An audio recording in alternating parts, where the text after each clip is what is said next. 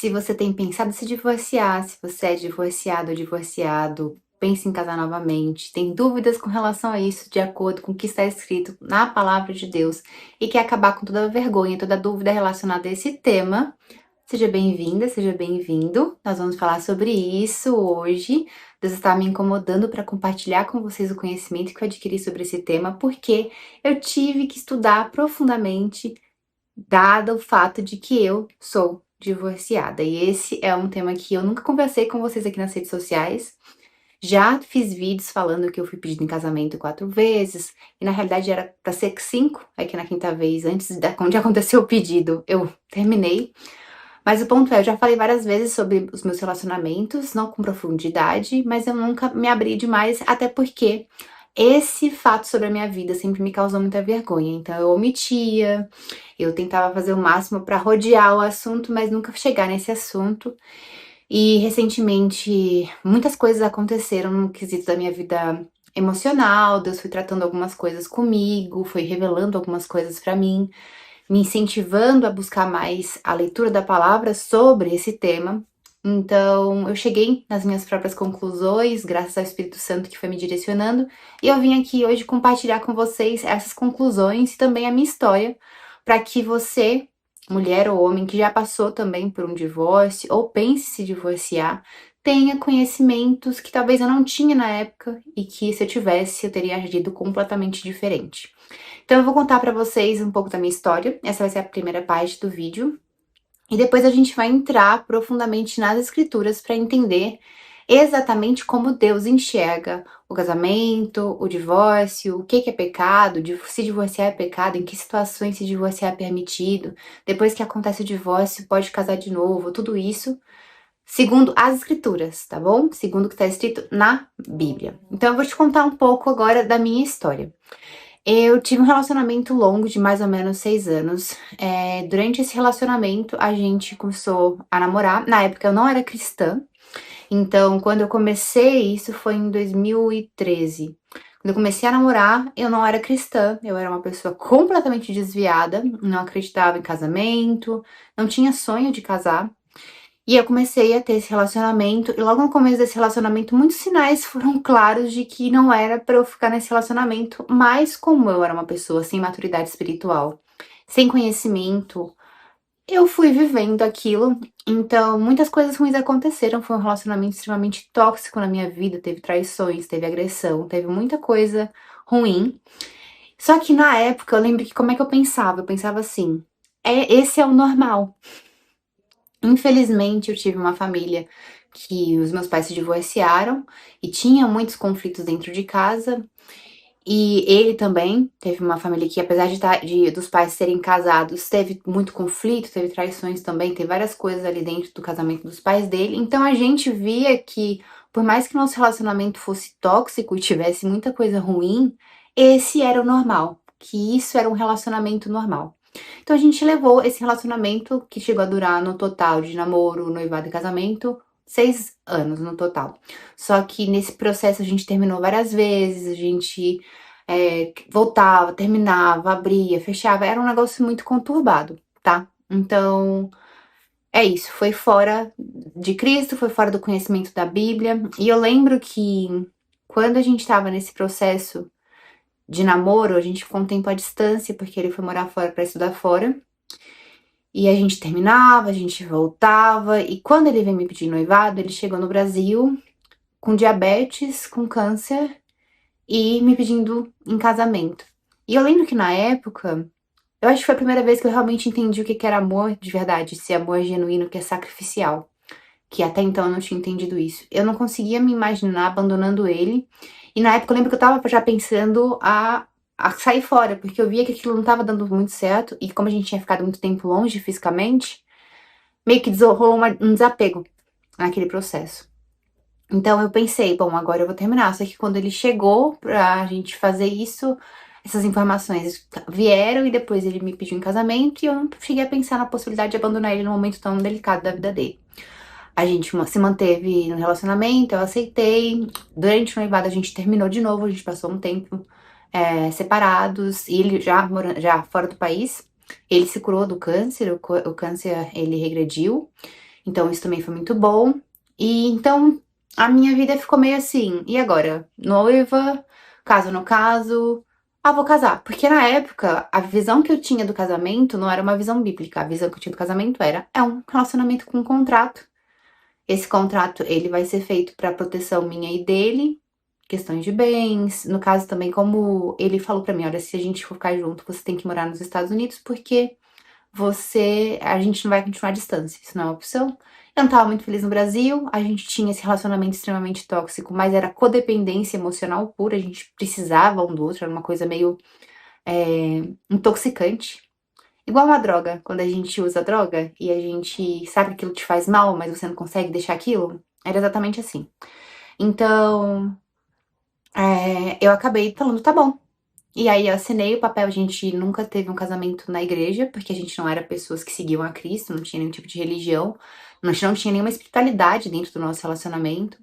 Hoje eu tenho consciência de que tinha muita influência espiritual acontecendo ali, porque hoje eu tenho maturidade espiritual pra saber que determinadas coisas que aconteceram no nosso relacionamento tinha ali espíritos malignos envolvidos, até porque a família dele também, eles eram espíritas, eles frequentavam o centro, então eu sabia disso, mas na época eu não. É isso, a gente não tem maturidade espiritual, então a gente vai lidando com aquilo achando que tá tudo bem. E então eu decidi que tá bom, então vamos casar, e a gente casou, assinamos o papel no cartório, coisa tudo muito simples. E eu lembro que por muito tempo, como eu fiquei envergonhada por ter me divorciado, por ter casado e me divorciado, por ser divorciada, eu sempre minimizei. Ah, a gente só casou no cartório, não foi na igreja, então a gente nunca foi casado de verdade. E isso não é verdade, né? A gente tem que ser transparente e lidar com as nossas consequências dos atos que a gente tomou e não fugir deles, porque se a gente foge das coisas, a gente não consegue encarar e realmente tratar aquilo. E não só isso, muitas vezes a gente tenta rejeitar uma parte do nosso passado que Deus não rejeitou, que Deus vê e Ele ama a gente mesmo com as coisas que a gente fez que não agrada a Ele.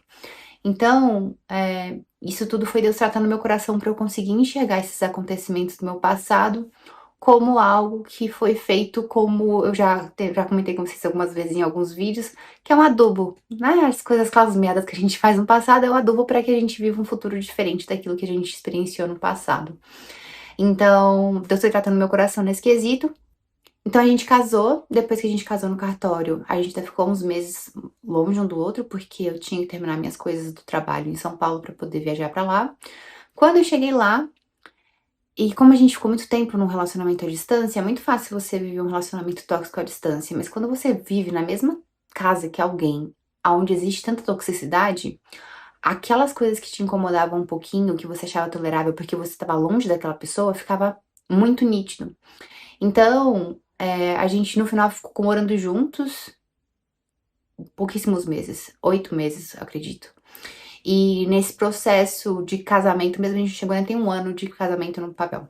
E a gente se divorciou, porque eu percebia que se eu continuasse naquele lugar, a gente provavelmente ia cometer algum crime. Então, imagina, um relacionamento que desde o namoro já mostrava ali sinais de agressão, de traição. Quando casou, não mudou. E aí a gente tinha que lidar com aquilo em um espaço. E eu morava longe da minha família, porque minha família continua no Brasil e eu fui morar fora do país.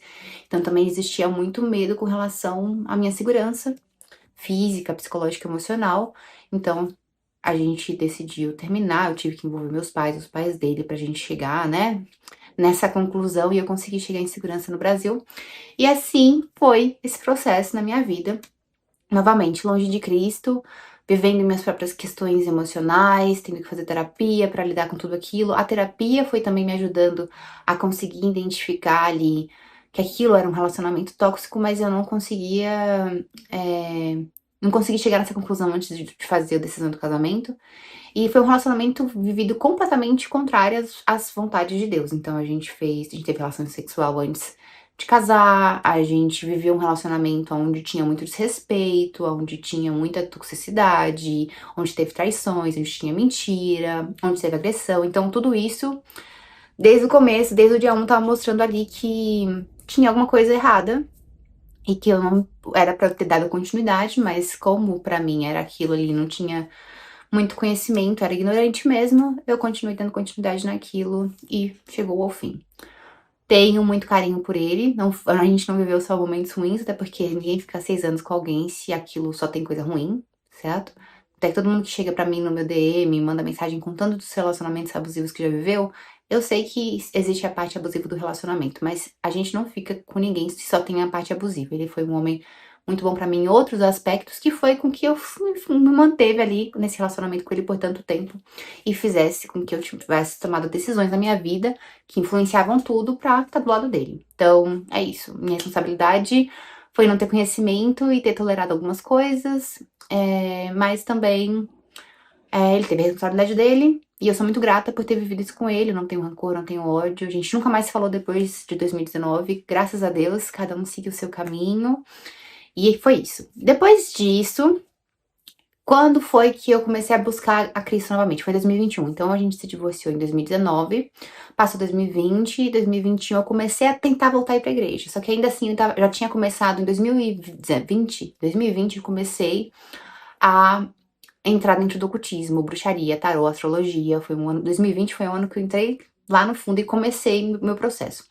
No final de 2021 foi quando eu comecei a tentar voltar pra ir pra igreja. Mas assim, eu ia uma vez a cada 3 meses, dava uma oferta, porque eu sempre gostei muito de ofertar na casa de Deus, não sei explicar, uma coisa que eu sempre gostei de fazer. Então eu ia lá, ofertava, chorava, via louvor, escutava a palavra, mas era isso. No mesmo dia eu tava fazendo tudo e mais um pouco de errado. Eu só comecei a realmente me dedicar a Cristo lá pro ano de 2024, 2025, assim. E ainda ficava indo e voltando. Então, quando eu decidi me posicionar com relação ao cristianismo, eu sabia que eu ia ter que me posicionar. E quando a gente se posiciona, a gente não se posiciona em algumas áreas da nossa vida, a gente se posiciona em todas as áreas da nossa vida.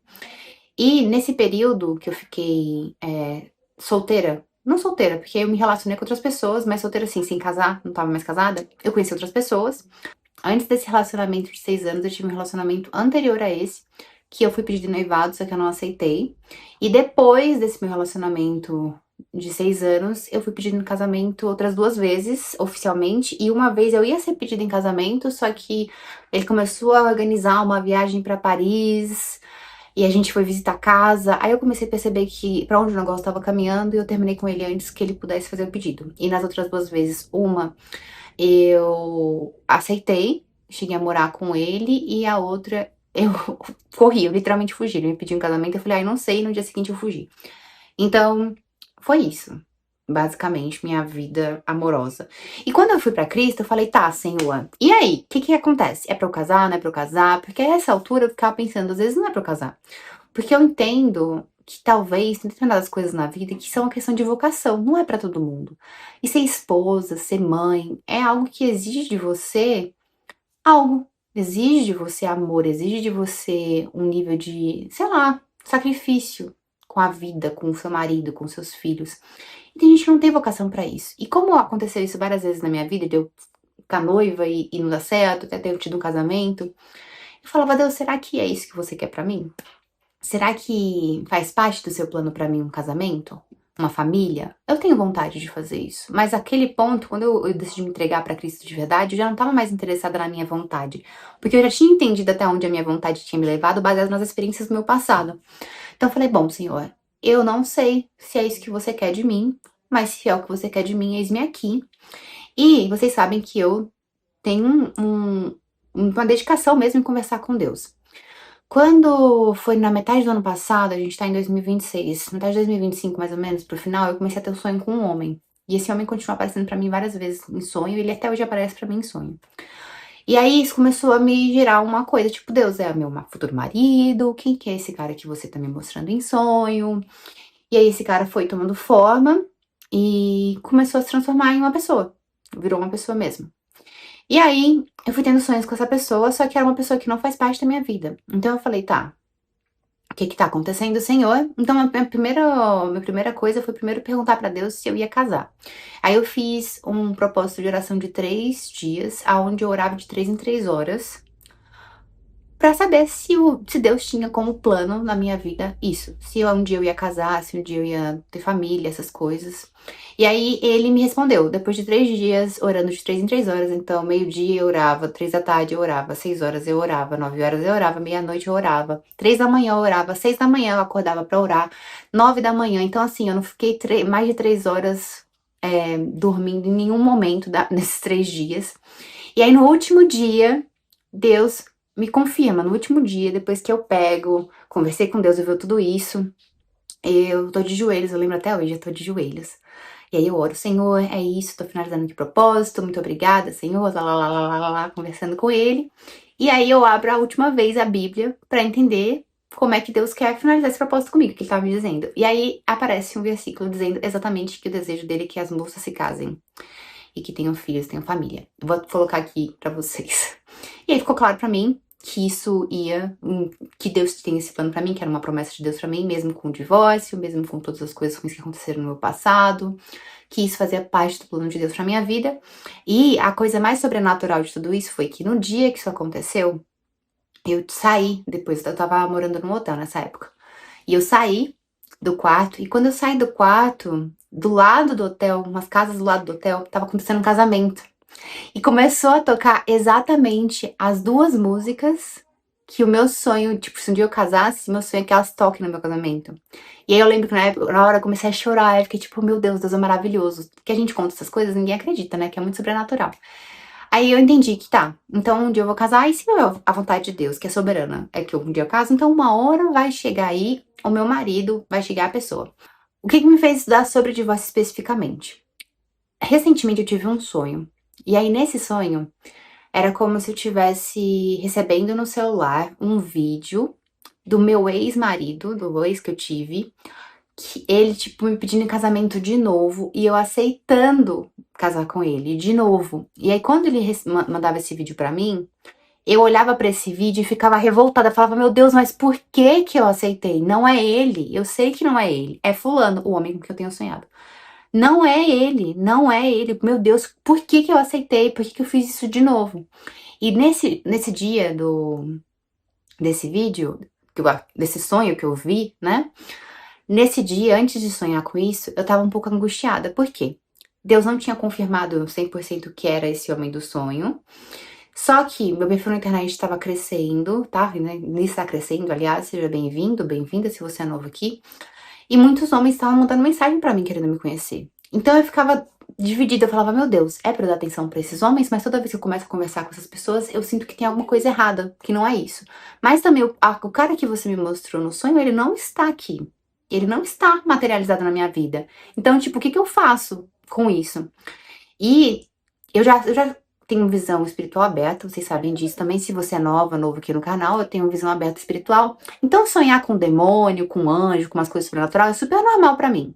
Eu não tenho isso de, sonhei com demônio e acordei perturbada. Não, é super normal já. Eu vou lá, sonho com demônio, repreendo o nome de Jesus. Essa noite, aliás, eu tive um sonho que eu tava num apartamento, conversando com uma pessoa, e aí chegavam uns macaquinhos, bem bonitinhos macaquinhos, só que do nada eles ficavam com o olho vermelho, e era como se eles estivessem tentando acessar ali aquela conversa. Então ali eu sabia, e eu pegava os macaquinhos e jogava eles longe, que eu sabia que esses macaquinhos eram espíritos malignos querendo saber o que tá acontecendo na minha vida. Provavelmente estão fazendo leitura de tarô sobre a mim e tal, enfim. Aí joguei fora os macaquinhos, então assim, esses temas assim não me perturbam mais. Só que este sonho, que não teve nenhum demônio específico, mas esse sonho aonde esse meu ex mandava esse vídeo pra mim, eu aceitando novamente o vídeo de casamento dele, me deixou em um tal desespero, eu acordei tão mal, eu fui correndo pra cama, assim, deitar com a minha mãe e falar, mãe, eu tive um sonho muito ruim. E eu nunca tenho um sonho tão ruim assim.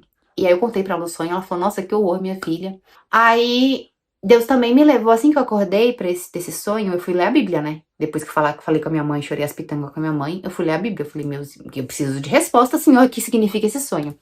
E eu abri bem numa parte que fala sobre divórcio. E então eu percebi que eu precisava me resolver com isso, porque desde que eu voltei pra igreja católica, pra igreja evangélica, pra igreja cristã, existe determinados tabus sobre isso. Eu lembro que a primeira vez que eu comentei com uma irmã da igreja, que eu já fui casada, que eu era divorciada, ela fez uma cara muito feia pra mim. E, E talvez isso só reforçou uma vergonha de algo que eu já sentia, porque antes mesmo de você estar na igreja, já existe um certo peso nessa palavra. Mas se não bastasse esse peso, tem essa vergonha de você ter falhado. Aí, no caso, isso nas expectativas das pessoas. Aí, quando você lembra de você, com a situação como um todo, aí eu me envergonhava não só de ter falhado no quesito desse casamento, mas todas as coisas ruins que eu vivi e ainda assim escolhi casar. Era praticamente um atestado de burrice pra mim aquilo. Então, eu me envergonhava não só pelo casamento não ter dado certo, mas por eu ter decidido casar com aquela situação toda. Então, pra mim, foi muito difícil falar sobre isso e trazer isso à tona. E quando eu trouxe isso à tona como irmã da igreja, eu tive uma reação não muito legal.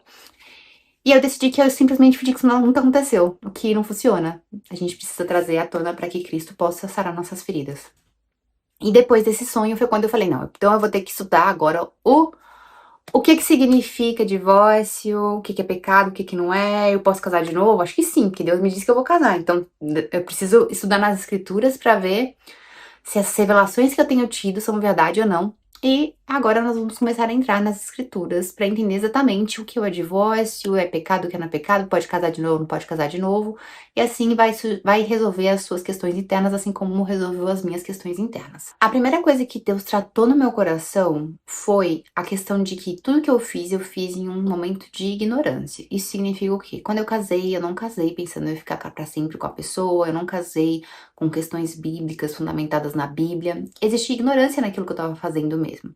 E ele me mostrou isso me levando até a carta de Paulo aos Timóteos, a primeira carta, no capítulo 1, versículo 13, que ele fala assim: A mim que anteriormente fui blasfemo, perseguidor e insolene, mas alcancei misericórdia porque eu fiz por ignorância e na incredulidade. Então, Paulo, ele reconhece a ignorância dele e ele vê isso como um fator que foi considerado na misericórdia de Deus. Além disso, a gente também tem em Atos, capítulo 3, 17, essa mesma questão de que agora, irmãos, eu sei que vocês agiram por ignorância, como também as suas autoridades. Então, Deus, ele considera o fato de que nós agimos na ignorância quando fazemos coisas que a gente realmente não sabia que era errado, que era algo contrário à vontade de Deus, que a gente não sabia nem qual que era a vontade de Deus no caso, que era a minha situação e pode ser a sua também. E é lá em Atos, capítulo 17, versículo 30, Paulo declara: Deus não levou em conta os tempos da ignorância. Agora, porém, ordena que todos em toda parte se arrependam. Então, assim, por mais que às vezes a gente faz coisas na ignorância, quer dizer, a gente faz porque a gente não sabia que é errado, ou não via aquilo como errado, não tinha conhecimento sobre aquilo, não tinha temor a Deus. A partir do momento que você tem que se arrepender pelo que você fez. Isso significa o quê? Reconhecer que o que você fez é errado e não querer fazer isso novamente, não transformar isso em algo comum e normal. E Jesus mesmo, ele também traz essa misericórdia diante da ignorância no momento da crucificação. Lá em Lucas, capítulo 23, no versículo 34, ele na cruz diz: Pai, perdoa-lhes, porque não sabem o que fazem quando estava ali a galera escarnecendo ele, humilhando ele e tal. Então, Jesus também traz essa misericórdia e essa justiça, tá? Mas isso não significa que a gente não tenha que se arrepender pelo que a gente fez no nosso passado não cristão, pela ignorância. A gente tem que reconhecer, eu era ignorante, ainda assim sei que foi errado, não vou fazer mais. Então, isso é super importante. Foi a primeira coisa que Deus tocou meu coração quando eu comecei a conversar com ele relacionado ao divórcio, as coisas que eu vivi no meu passado. Divórcio é pecado? Não. O divórcio, ele não é pecado. Tanto é que ele está na Bíblia, tanto no Velho Testamento quanto no Novo Testamento. Então você pode ficar em paz se você se divorciou ou se você pensa em se divorciar por alguma coisa que está acontecendo aí. O divórcio por si só, ele não é pecado. O que é o problema, tá? O plano original de Deus é que o casamento dure a vida toda. E aí a gente vê isso lá em Gênesis, no capítulo 2, versículo 24. Por isso deixará o homem pai e mãe e se unirá à sua mulher, tornando-se os dois uma só carne. Depois, Jesus novamente reafirma isso lá em Mateus capítulo 19, versículo 6. Assim já não são dois, mas uma só carne, portanto, que Deus uniu, ninguém o separe. Então, o ideal, mundo ideal de Deus, nunca foi o divórcio. E Deus odeia o divórcio. Então, por que eu odeio o divórcio, diz o Senhor no profeta Malaquias, no capítulo 2, versículo 16. Não é algo que fica feliz. Deus não vai ficar feliz com essa situação. Mas o divórcio não é um pecado. tá? Lá na lei de Moisés, no Velho Testamento, em Deuteronômio, capítulo 24, versículo 1 ao 4, Moisés, ele regulamenta o divórcio e ele regulamenta justamente para proteger principalmente a mulher. Moisés permitiu o divórcio por causa da dureza do coração de vocês, mas não foi assim desde o princípio. Depois Jesus fala exatamente essa frase lá em Mateus, no capítulo 19, versículo 8, mostrando que Deus permite o divórcio, porém ele não é o ideal. E foi uma concessão que Deus faz de acordo com o pecado e o endurecimento do coração humano. Quando é que existe a permissão ao divórcio? Porque ainda assim, existe a permissão ao divórcio, mas você não pode sair só se divorciando aí. Ele não fez uma massagem nas minhas costas hoje. Vou trocar de marido. Não pode. Ah, ela não fez a comida hoje saiu muito salgada. Eu acredito que ninguém se divorcia por isso, mas enfim. Só dando aqui alguns exemplos, a gente não pode se divorciar por qualquer motivo. Jesus ensina que quem repudiar sua mulher, exceto por imoralidade sexual e casar com outra pessoa, comete adultério. Então, quando a gente pensa em moralidade sexual, aí a gente tá falando de adultério, prostituição, pornografia, relações sexuais ilícitas e imoralidade sexual. E é permitido acontecer o divórcio. Quando é fora disso, tecnicamente não pode acontecer o divórcio. E em nenhum lugar na Bíblia diz que o divórcio é permitido em caso de abuso, em caso de violência. Porém, quando a gente começa a estudar um pouco mais profundo e a gente entende que o templo é um corpo do Espírito Santo, lá em 1 Coríntios capítulo 6, 19, acaso não sabem que o corpo de vocês é santuário do Espírito Santo? Isso significa que a gente precisa cuidar do corpo, porque o corpo é templo do Espírito Santo. Então, se uma pessoa está violando o corpo da outra, violentando o corpo da outra, já está começando errado. Já começa a abrir um ponto onde existe uma legalidade para você não pecar. Você não quer pecar contra o seu próprio corpo, então você vai proteger, se distanciando de quem está querendo pecar contra o seu próprio corpo, certo? Devemos obedecer a Deus antes dos homens. Lá em Atos, no capítulo 5, versículo 29, antes importa obedecer a Deus do que aos homens. Então, isso significa... E as mulheres, né? Vocês entenderam. Então, é mais importante você buscar a sua dignidade, a obediência ao Senhor, do que você se permanecer num relacionamento que está causando pecado. O casamento, ele nunca autoriza ninguém a desobedecer a Deus. E se o marido ou a esposa exige que o outro peque ou faz uma situação, nesse caso de violar o corpo, o templo do Espírito Santo, a gente precisa lembrar que a fidelidade a Deus tem que vir em primeiro lugar. O casamento, ele reflete o amor de Cristo. Então, lá em Efésios capítulo 5, 25, a gente tem que os maridos têm que amar suas esposas assim como Cristo amou a igreja e se entregou por ela. Então, agressão, violência, abuso, humilhação não faz parte de como Cristo se entregou e amou a igreja, tá certo? Deus odeia a violência. E lá em Malaquias, onde ele fala que ele também odeia o divórcio, ele também coloca ali que ele odeia violência. Deus odeia o homem que cobre de violência as suas vestes. Então também a gente tem aqui outras passagens da Bíblia mostrando que não, calma lá, não vai tratar, não é porque vocês são casados e não tem moralidade sexual que você pode fazer qualquer coisa com sua esposa, que ela vai ficar casada com você, ou o contrário também, que tem mulher que bate homem. Então, vamos estabelecer isso aqui é importante. E também tem uma questão do abandono. Então, lá no 1 Coríntios, capítulo 7, versículo 15, Paulo fala do abandono pelo cônjuge descrente. Então, se você é casado com uma pessoa que não crê em Cristo e essa pessoa te abandona, o divórcio também é permitido. E esse abandono, ele é físico, mas também existe um abandono emocional. Existe também um abandono psicológico. E isso tudo é uma forma de negligência e também entra aqui dentro disso. Não existe um consenso quando se trata disso, tá? Então, assim, cada pessoa vai lendo as escrituras, identificando o que faz sentido e o que não faz sentido. Tem igrejas que acreditam que não pode casar de novo, não pode ter divórcio em situação nenhuma. Tem igreja que entende que só mesmo em situação de imoralidade sexual e em abandono por descrente, que permite o divórcio e um novo casamento. Tem outras que acreditam que o abuso físico, verbal, violência e coerção para o pecado representam uma quebra tão profunda na aliança contra a imoralidade sexual, consequentemente justifica o divórcio. Então, biblicamente falando, a gente tem que considerar isso e lembrar que não vai existir consenso. Então, é muito importante que a gente sempre busque nas escrituras o nosso embasamento. E se qualquer pessoa tá vivendo uma situação de agressão e violência, a Bíblia em momento nenhum diz que você tem que ficar com alguém, tá bom? Então, você da linha vai cuidar da sua vida, que com certeza preservar a sua vida é muito mais importante, tá certo? E aí, a outra polêmica com relação ao divórcio é, tá, divórcio quando tem um bom motivo, imoralidade sexual, violência, abandono, pode acontecer. Interessante. Mas pode casar depois do divórcio? Existe esse questionamento também. E aí, se você entra dentro dessa categoria, dessas coisas que tem como motivo, tecnicamente você pode. Mas quem se divorcia sem esses motivos, quem se divorciar da sua mulher e casar com outra, comete adultério. Isso está escrito em Marcos capítulo 10, versículo 11. E Jesus, ele traz isso novamente lá em Lucas. Todo aquele que se divorcia de sua mulher e casa com outra comete adultério.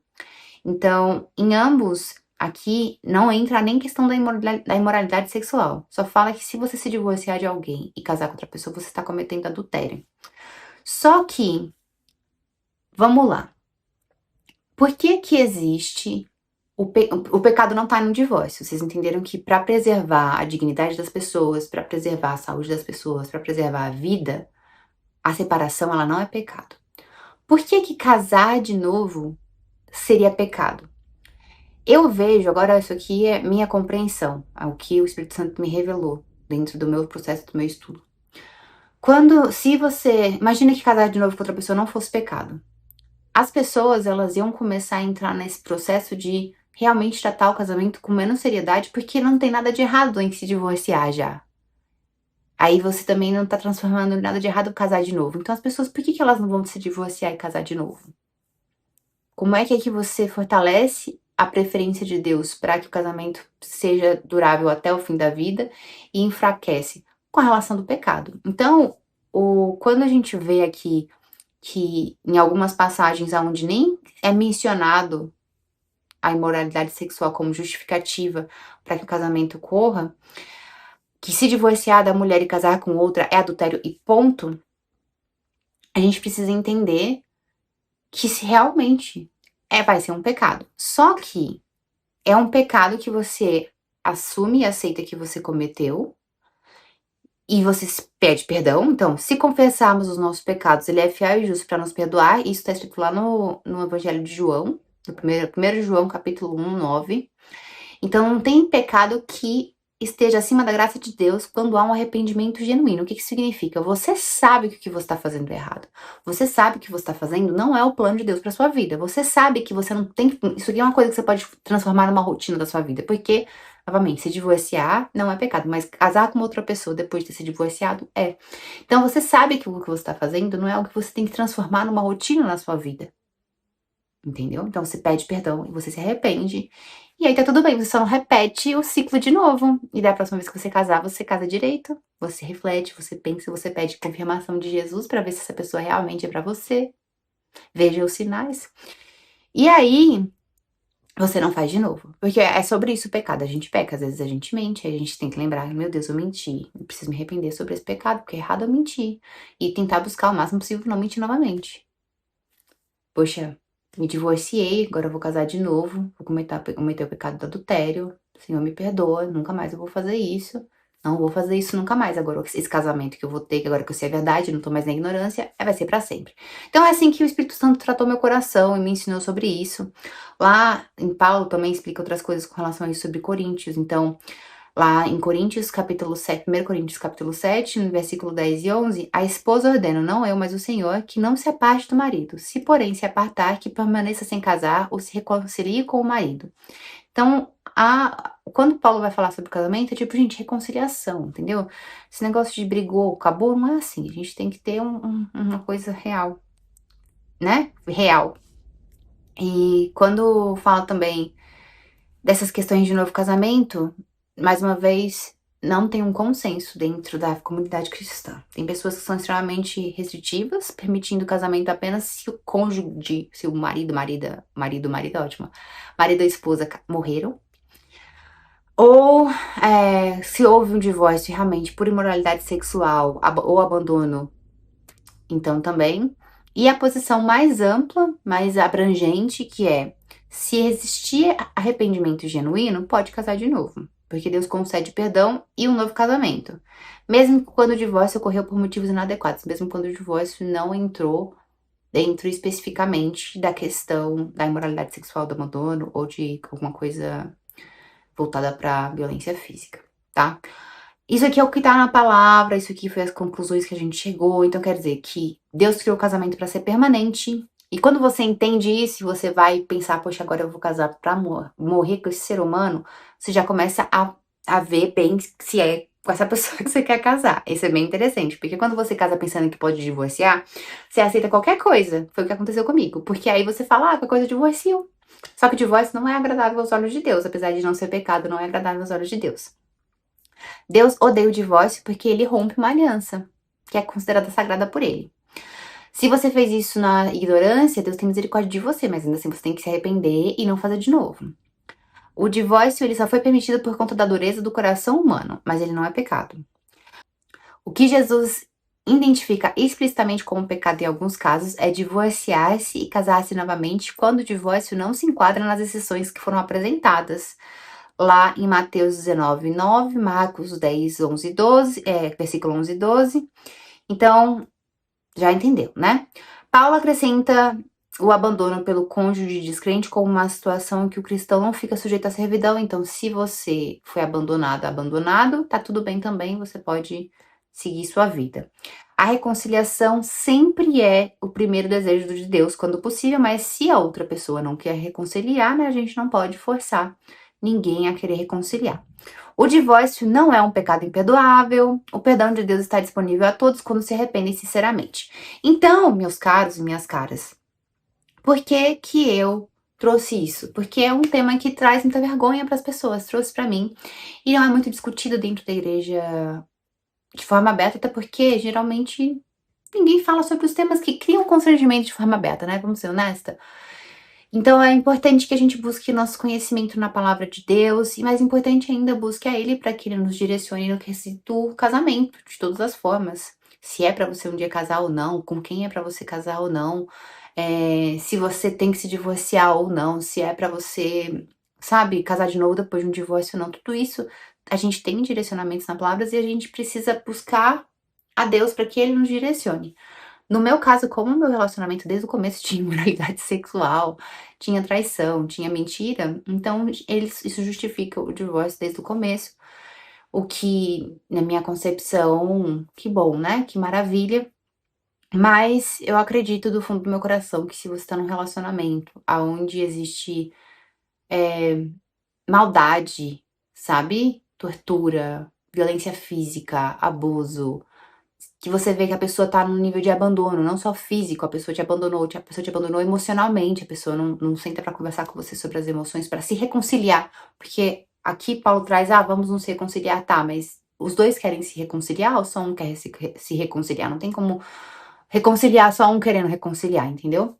Então a gente tem que ter conhecimento para conseguir tomar as melhores decisões, porque no final não é nem sobre o relacionamento por si só, mas é querer ter um bom relacionamento com Deus.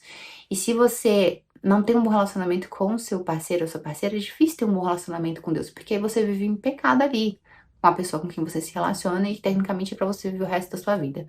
Por isso que é muito importante ambos viverem sobre os mesmos valores e mesmos direcionamentos e sempre colocando Deus como prioridade número um, porque no final, quem vai realmente tratar o coração das pessoas é Deus. O que garante que uma pessoa realmente não vai te trair não é o medo dela de te perder, ou o medo dela do que você vai fazer se a pessoa for traída, se você trair, mas é a questão da relação da pessoa com Deus. Então a pessoa não trai porque ela sabe que trair é errado e isso vai estar entristecendo o coração de Deus, porque a pessoa tem temor ao Senhor. Então isso tudo também faz muita diferença, assim. Tudo isso eu aprendi depois de ter vivido essa primeira relação da minha vida. E hoje eu não tenho dúvida alguma que não tem como ter uma relação de verdade com alguém e vivendo e pensando no longo prazo, uma relação que envolve fidelidade, que envolve respeito, que envolve criar filhos, se as pessoas não tiverem a mesma visão, a mesma ideia e o mesmo temor a Deus, que eu acredito que é a parte mais importante. Existir essa autoridade máxima que tem esses direcionamentos e a gente entrar na linha e viver um relacionamento de respeito e de fidelidade, não só porque a gente acha que isso é certo, mas porque a gente sabe que é isso que Deus quer e que se a gente não fizer isso, vai existir consequências perante o olhar dele, existe esse temor, esse respeito e esse amor, porque a obediência ela vem porque você sabe que Deus te amou e ele quer só o seu bem, por isso que você segue os direcionamentos dele. Porque a gente como ser humano, a gente erra, a gente peca e a nossa vida, infelizmente, se a gente não tem valores muito firmes em algo que é mais elevado, ao longo dos nossos desafios humanos, a gente é muito tentado a pecar. Então, é normal ter conflitos, momentos que o relacionamento esfria, e se você não tiver fortalecida com Deus, é muito mais fácil de pecar, é muito mais fácil. Então, quando a gente busca a Deus como centro de tudo, ter Jesus como centro do relacionamento, e os dois buscam dessa forma, com certeza existe uma estrutura muito mais sólida e firme de confiança, de fidelidade, de bondade, de paz, para uma relação conseguir ser direcionada para o futuro e ter uma família e filhos e essas questões todas. Então, isso é a visão que eu tenho agora com a maturidade que eu tenho, dadas as experiências que eu vivi e também com relação às coisas que eu estudei na palavra de Deus.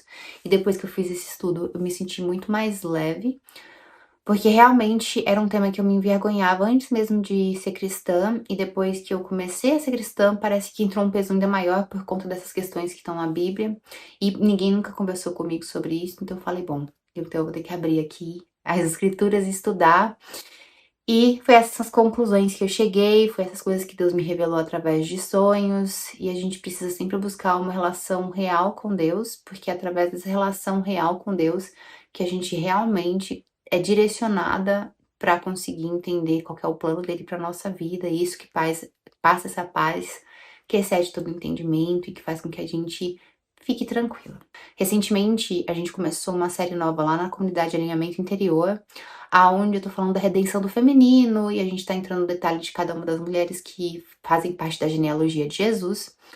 E no nosso primeiro vídeo introdutório, que é uma aula aberta, aliás, e mesmo que você não seja da comunidade, você consegue acessar, tá disponível no YouTube, ou lá no meu Instagram, no destaque feminino, e tem uma flor de lótus ali, só você clicar, vai ter um questionário para você responder, testar seu conhecimento sobre a mulher na Bíblia. E depois vai ter 2 links onde tem a aula introdutória. A gente falou sobre quanto a mulher é importante e tem poder e tem uma representatividade muito forte na Bíblia. E geralmente algumas pessoas me questionam com relação a 2 passagens onde Paulo fala para as mulheres se calarem. Então, isso é um tema que vem às vezes dentro de um relacionamento pra gente conversar, e aí eu quero conversar um pouquinho com vocês sobre isso, que é lá em 1 Coríntios, no capítulo 14, versículo 34 e 35. Paulo diz assim: as mulheres estejam caladas nas igrejas, porque não lhes é permitido falar, mas estejam em submissão, como também ordena a lei. E se querem aprender alguma coisa, perguntem em casa a seus próprios maridos, porque é vergonhoso que as mulheres falam na igreja. Aqui, essa interpretação foi dada quando eu li isso aqui pela primeira vez. A primeira coisa que me veio foi mulher fazendo fofoca na igreja. Então tá lá acontecendo o pastor falando e entre elas, e também questionando a pessoa que tá no momento de pregar a palavra. Bom, eu entendo que isso tem muito mais a ver com relação a uma interrupção que elas tava acontecendo ali naquela específica situação da igreja de Coríntio, tá bom? Trouxe isso, e assim, na aula de introdução, tem muitas coisas que eu mostro falando, várias passagens da Bíblia, que eu não vou trazer tudo aqui, porque o nosso vídeo tá com quase 1 hora já de duração. Isso que eu vou ter que dar uma cortada nele, eu acho que eu falei demais na minha vida pessoal. Esse é um versículo que me trazem dizendo, não, mas a mulher tem que ficar em silêncio. Paulo falou pra mulher ficar em silêncio. E basicamente o contexto dessa passagem é que ele tá falando diretamente para as mulheres de Coríntio, porque elas estavam ali causando enquanto estava tendo a pregação, tá? Fazendo fofoca e tal. Depois tem uma outra carta em 1 Timóteo, capítulo 2, 11, versículo 11 e 12, que fala assim: a mulher aprenda em silêncio, com toda a submissão, e não permito que a mulher ensine nem exerça autoridade sobre o homem, e esteja, porém, em silêncio. Aqui, agora eu vou contar pra vocês minha experiência pessoal. Quando você tá se relacionando com um homem, e quando eu falo agora meninas que estão aqui comigo, quem tá aqui é homem, também se podem até validar ou não o que eu tenho pra dizer. Na minha experiência de quem já foi pedido em casamento quase 5 vezes, viveu um relacionamento longo de 6 anos, o que que eu percebo, tá? E aí, assim, eu tenho uma preferência em me relacionar com homens que são homens másculos e que são homens que exercem o papel de homem. Então, são homens que são provedores, são homens que são líderes, são homens que são protetores, são homens que têm uma tendência a serem realmente homens. Não são homens que têm uma tendência mais passiva, uma tendência mais a serem submissos, homens que têm uma tendência mais flexível. Então, geralmente, eu me relaciono com homens com esse papel de autoridade mesmo. E uma coisa que eu observei, antes mesmo de ler esse texto, quando eu li esse texto, eu falei, nossa, é verdade isso aqui que ele tá dizendo. Porque pra mim, Paulo tá dando aqui um conselho de relacionamento. Quando você tá se relacionando com um homem, que é um homem com H maiúsculo, que tem essa posição de autoridade, você não consegue ser autoridade na vida dele. Você não consegue mandar ele falar, dizer nada. Você não consegue. Você tentou bater de cabeça com cabeça com ele, vai ser treta, vai ser briga, vai ser discussão, vai ser os dois virados com uma cara um pro outro, entendeu? Porque homens que têm essa posição de liderança, de autoridade, de masculinidade, de ser forte, de proteger, de direcionar, de liderar, ele não quer ser liderado. Ainda mais para uma mulher, que na verdade ele vê a mulher como algo que ele quer cuidar, proteger e direcionar ela na vida. Então, se ele vê você como essa criatura que ele quer cuidar, amar, proteger, direcionar na vida, quando você quer fazer isso sobre ele, ele fica tipo assim: oi, você quer ser minha mãe? Porque aí passa essa vibe, entendeu? Então, na minha experiência, no que eu vivi nos meus relacionamentos, toda vez que eu tentava, de alguma forma, ensinar, direcionar, fazer um papel meio que materno com um homem, não era bom. Sempre foi ruim. Então, sempre aprendi a direcionar com outro tipo de posicionamento. Falando com uma pergunta, ao invés de falar com tipo, mandar uma pessoa fazer. Ah, será que você acha disso? De uma forma onde você traz o problema para a pessoa resolver, ao invés de você mandar a pessoa resolver o problema, porque tem diferença, tá? Isso aqui eu aprendi antes mesmo de ler a Bíblia. Quando Paulo fala isso aqui, na minha cabeça, na hora, aconteceu essa situação, tipo assim, realmente, Paulo tá dando um conselho de relacionamento aqui, falando pra mulher ter sabedoria em como ela se comunica com o marido dela, com o homem dela, porque se você for tentar ter autoridade sobre um homem, vai ter treta, vai ter briga, não vai dar bom, porque é isso. Isso homens que estão no seu masculino saudável, são homens que querem exercer, que fazem, que é natural dele. Não sei se tem homem que não é assim e não se comporta assim porque não quer, se é porque teve alguma ferida na infância, mas enfim. É assim que eu vejo essa instrução de Paulo. É muito mais pra mim um conselho amoroso, tipo, de bom, como você tem um bom relacionamento, não queira ser autoridade em cima do seu marido, do seu esposo, do seu namorado, não queira ser autoridade, porque você vai entrar numa posição de mãe, se ele aceitar que você seja maternal com ele. Se ele não aceitar, vocês vão ter treta e esse relacionamento tende ao rompimento, porque realmente ele não vai aceitar ter você como autoridade sobre a vida dele, tá bom? Por isso que é tão importante a gente ter um homem que tem como autoridade na vida dele Deus, Jesus, porque no final é Deus e Jesus que vai direcionar ele. E não a gente que é mulher, a gente confia na liderança dele, tá?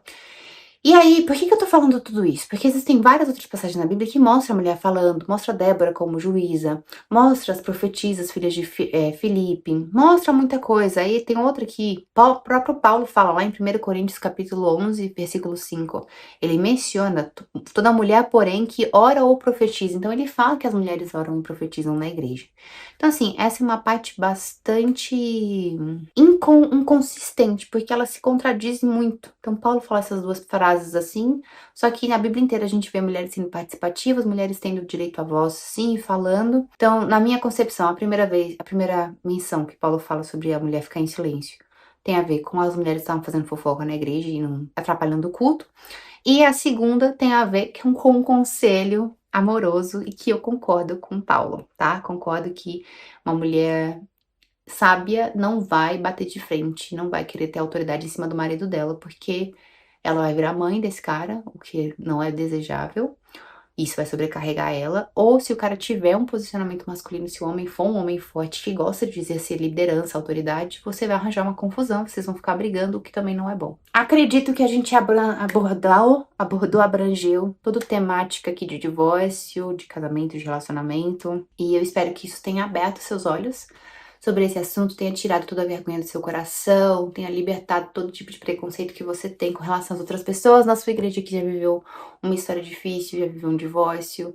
Espero que esse vídeo tenha sido informativo. Compartilhe esse vídeo com outras pessoas que você conhece, que são divorciadas, que pensam em se divorciar, que pensam em se casar depois do divórcio. Pessoas que se limitam, às vezes, a viver relacionamentos de moralidade sexual, porque elas não querem casar, porque já casaram uma vez e não deu certo. Mas então vamos continuar aqui na prostituição, vivendo relacionamentos sexuais fora da bênção de Cristo. Então, assim, né? Eu espero que esse vídeo ele consiga trazer para vocês as respostas, assim como essas informações trouxe respostas para mim, validou as revelações que eu estava tendo através de sonhos e também trouxe mais leveza para um assunto que para mim por muito tempo foi motivo de vergonha. Vejo vocês no próximo conteúdo. Se você quiser ter acesso à comunidade Alinhamento Interior, onde eu falo mais sobre dons espirituais, sobre como você pode ter uma relação mais próxima com Deus, sobre libertação de vícios e diversos outros temas, é só dar uma olhada no link na descrição, tá? Também tem o meu livro que eu acabei de lançar, além da religião, que eu ensino como você pode ter uma relação real com Deus através de oração, jejum, com relação à nossa vida espiritual, louvor. E no último capítulo é onde eu conto o meu testemunho inteiro de como é que eu transicionei do ocultismo, na verdade, como eu saí da igreja cristã, como eu saí do cristianismo no começo da minha adolescência, fui pro ocultismo, depois voltei pra igreja, voltei pra Cristo. Então tem todo o meu processo no livro. Lá no último capítulo eu conto pra vocês.